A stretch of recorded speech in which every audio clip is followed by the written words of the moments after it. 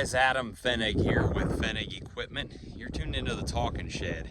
Hey, today it's September 25th, I believe. I'm up here near Grover Hill, Ohio, doing a tillage demo. Beans are just starting to come off, corn's just starting to come off, but we're working in a wheat field. Well, it was wheat, of course. They hauled manure. They sprayed it to burn it down to keep it clean, and then this is going back to corn.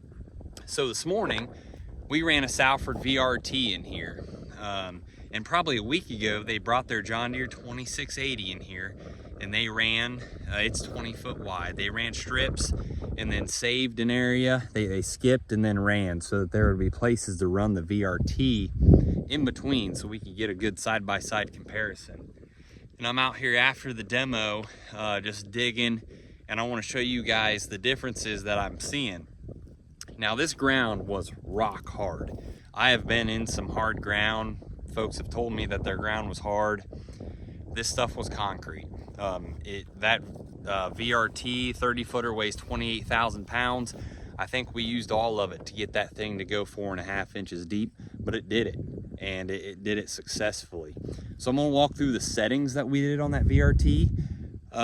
First, let's talk about the goals that the farmer wanted to see.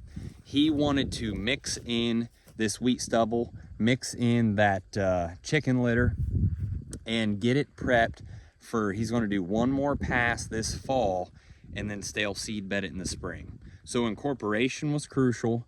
Finish was not top priority, but it had to finish okay. So we had to set it at 14 degrees. And we had about 800 PSI on the double rolling baskets to get what we wanted to see. And I'm just out here doing some digging. I'm gonna turn this thing around and we'll talk about what we're seeing across the field. So first off, I'll just show you where the two ran. Right here, the John Deere 2680 ran.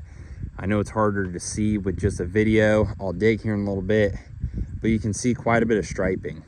And there's actually a lot of straw or a lot of residue that's still pinned fast to the ground. It never really dug it up. Over here, this is where the Salford VRT ran.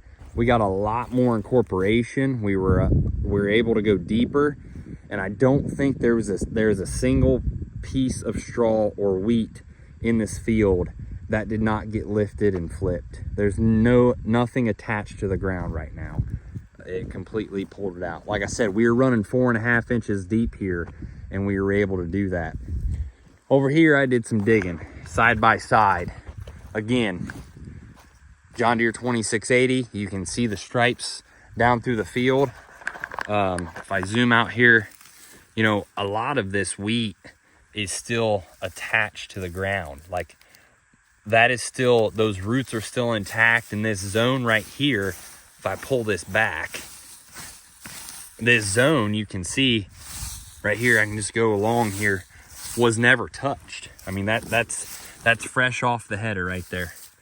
That stuff, there's a column right here, and this never got worked whatsoever.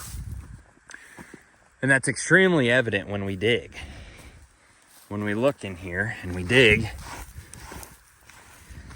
you can see where each blade ran. And so there's a column, dip, column, dip, column, dip. And so we didn't get full removal of the base. Let's go over here, and don't mind my crooked digging skills. But when we move all this dirt back from the Salford,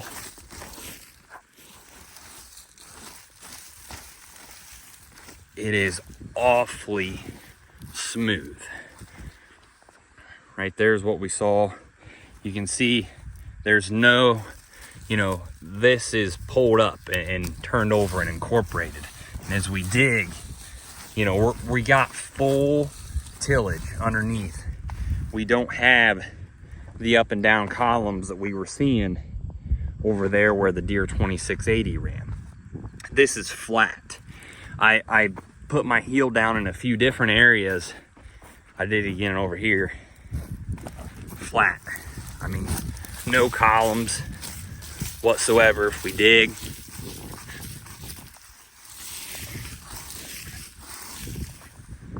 flat, smooth.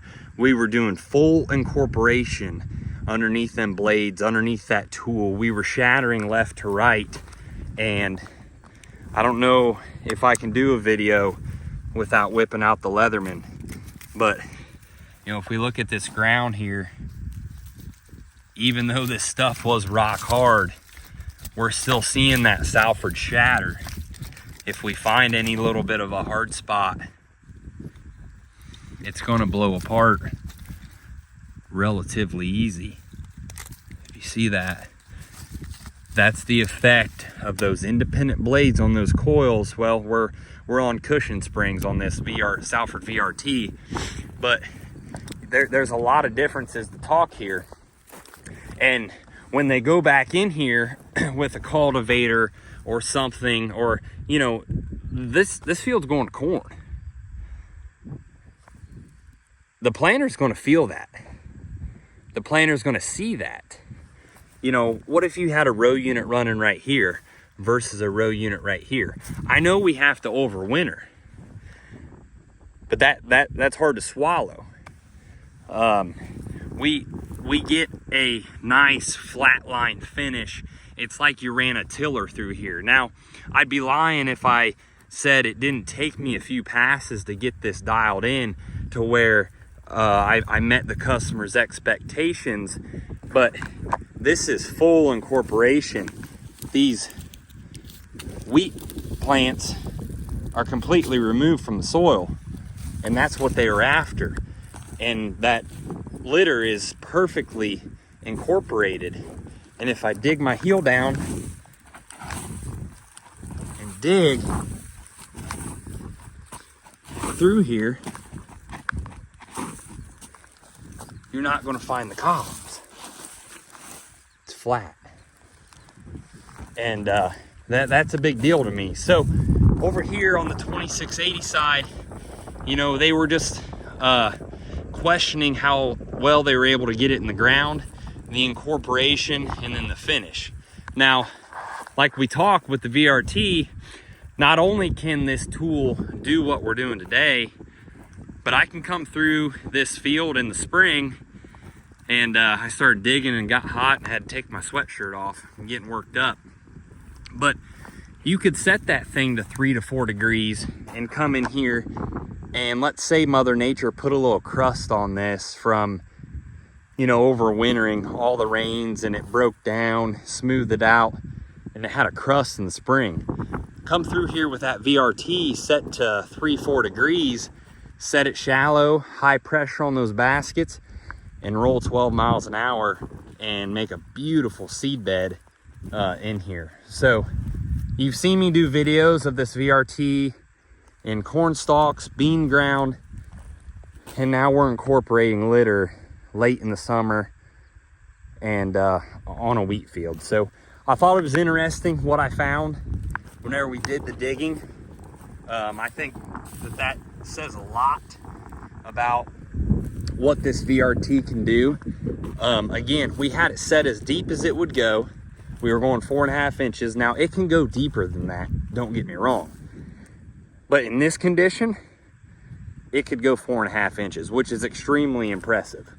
This is the type of ground that you break your Leatherman on when you're digging. It was hard. We haven't had rain in a long time, and this stuff has just baked out in the sun. Since it got baled off, the sun's been beating down on it, just baking that crust, and it is hard. So we wanted to be able to incorporate, we wanted to till everything up, but still leave as good of a finish as we possibly could. And we were able to do that right here in this field today. So that's what we're doing, showing the differences of running a 2680 side by side and a VRT. You can make the decisions yourself.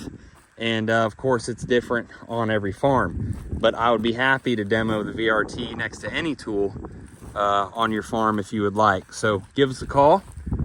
We can come out to your farm, do a demo, see if we can put that VRT to the test and see if it can do what you want it to do. So that's what we're doing today. Thanks for tuning in.